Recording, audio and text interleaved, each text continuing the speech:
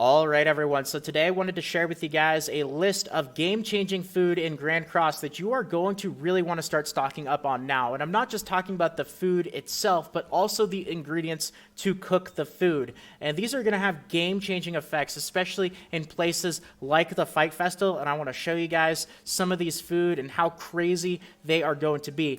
And I'm not kidding when I say you're going to be going through these like crazy. So if you really prepare yourself now and you start stocking up, you're going to save yourself a lot of time and hassle later on. So let's get right to it. And I have a really awesome website here that's going to make this a lot easier to visualize. So I'll leave this in the description if you guys want to take a look at it on your own later. But this is going to have all the different types of food, the actual ingredients, as well as the effect of the food and the intimacy for the different characters if you decide to use the food for that purpose right there. So there's a lot of food in Grand Cross, and I'll just say this right now. Most of this food you're either not going to use at all or you're going to use it very infrequently. The main use for a lot of these foods is really just going to be for the intimacy factor. You're not going to really use it for the combat effects that much. But it's still important to know what the different types of food are and which ones are important. Now, a general theme when it comes to food is there's going to be 3 types of food that all provide the same effect here. So you'll see right at the top for this experience boost effect, we have the sweet meat pie, the vegetable meat pie, and the milk meat pie. So you have your 3 different types of meat pie. And even though they all provide the same actual combat effect, the reason why there are 3 different types of them is because they all provide intimacy to different characters in the game.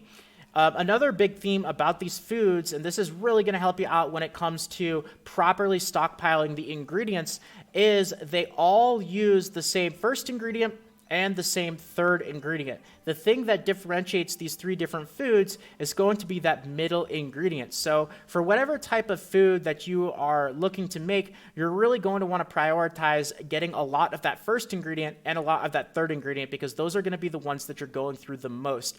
The ones in the middle, you can end up getting a lot easier because they're different types. So, and you can also get them from different types of towns as well. So that's another cool thing about this website is it'll not only tell you the different types of food, but also if you do decide to purchase them from the material shop, what towns they are going to come from. Okay, so now that we have that out of the way, there are 54 different types of food. Which ones are you going to be using the most frequently? And let's start off with the Fight Festival because there are a couple.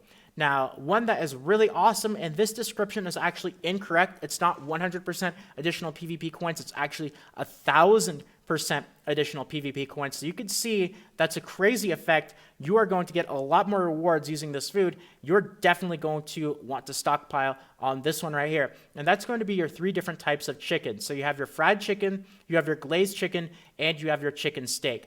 So the ingredients you're going to want to stock up on are your high quality chicken, which is the first one. All 3 of them use that. That's going to be from town number 4.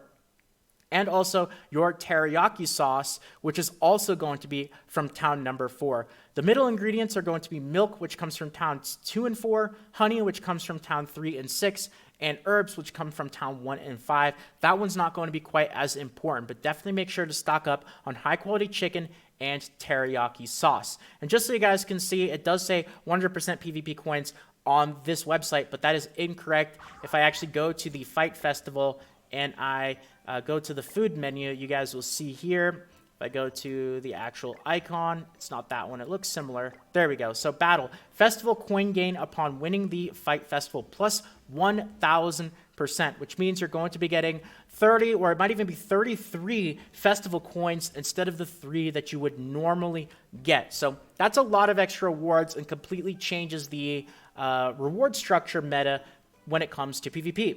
So that's a big one. Now, there's another really big one for PvP as well, and this one is going to be more on the border of if you feel like there's a chance that you might lose the battle, if you're progressing up the ranks and you really want that major edge that is going to almost always secure the difference between, like a 50-50 might win, might lose, and a surefire victory is going to be the ultimate gauge food. I have found this one to be extremely useful in PvP. Now, there are some other good ones for PvP, and I'll go over, but in my opinion, out of all the ones that I've used for PvP, I still think this one is the most beneficial strictly for the combat advantage. For the rewards, if you know you're going to win, definitely use the PvP coin one, but if you don't know you're going to win, this is another big one. So you have your 3 different types of apple pie. You have your vegetable apple pie, your sweet apple pie, and your honey apple pie. And the ingredients are Orden flour, which is the first one. That's going to come from town number 5. And you have the Adam's apple, which is the third ingredient, which also comes from town number 5. So all 3 of them use those 2 ingredients. And then the middle one, vegetables from town 4, sugar from towns 3 and 6, and honey also from towns 3 and 6. Not only is that going to be useful in PvP, by the way, but pretty much in any aspect of the game, having that one additional ultimate gauge, it might not really seem like a lot, especially if you're still early in progressing through the story. It makes a really, really big difference. Being a step ahead is huge, and being able to pull off an ultimate move, a full turn ahead potentially, is a drastic game changer. So that's another really big one for PvP and other aspects of the game. Now, there are a couple other ones.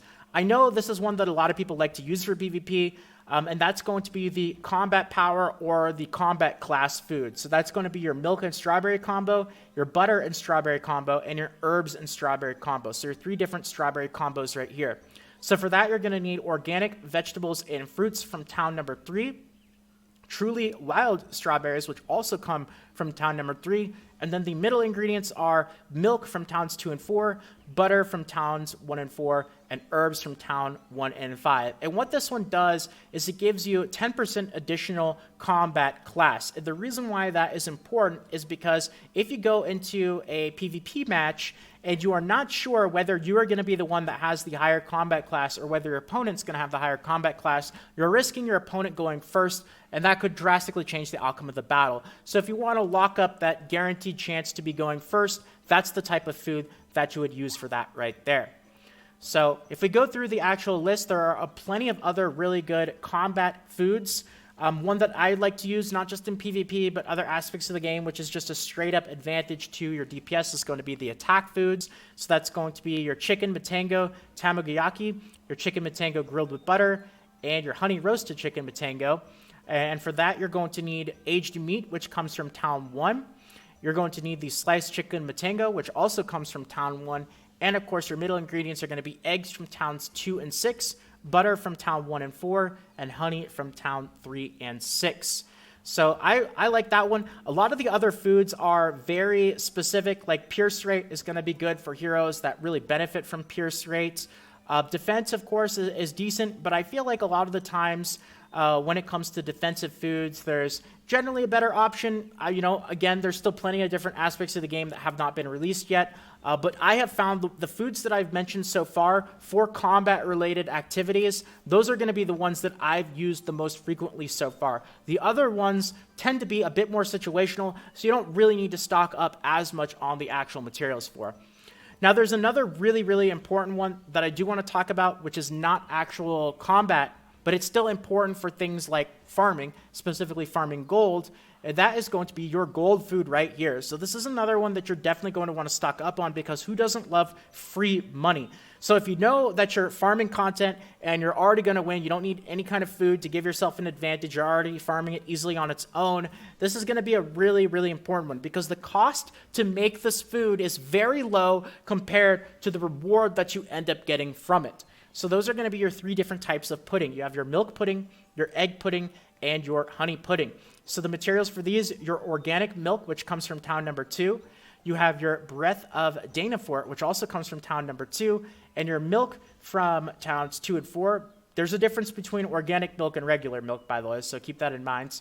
Your eggs from towns 2 and 6, and your honey from towns 3 and 6. So pretty much you can end up using this food profitably in any type of battle where you're going to get more than 1,000 or so gold as the reward. Because even if you decide to buy the ingredients on their own, maybe not 1,000, maybe 2,000 or so gold, that's about the average cost of what it would take to make this food. So if you know you're going to get over 2,000-ish gold, you could use this food and actually profit from it. So especially for things like the gold SP dungeon, absolutely going to want to use it for free money. So if we go back through the list, the XP food, in my opinion, you're really not going to be using this very frequently because you're going to be using the potions to enhance for experience rather than actually farming. Pierce rate is situational, but could still be useful. Don't need to stock up on it as much. You have your defense, your resistance. HP is another one that is definitely going to come in handy for certain combat situations. So especially if you have certain characters that really rely on HP and HP mechanics, this is one that you're going to want to be aware of. Regeneration seems to be a bit more situational for the time being.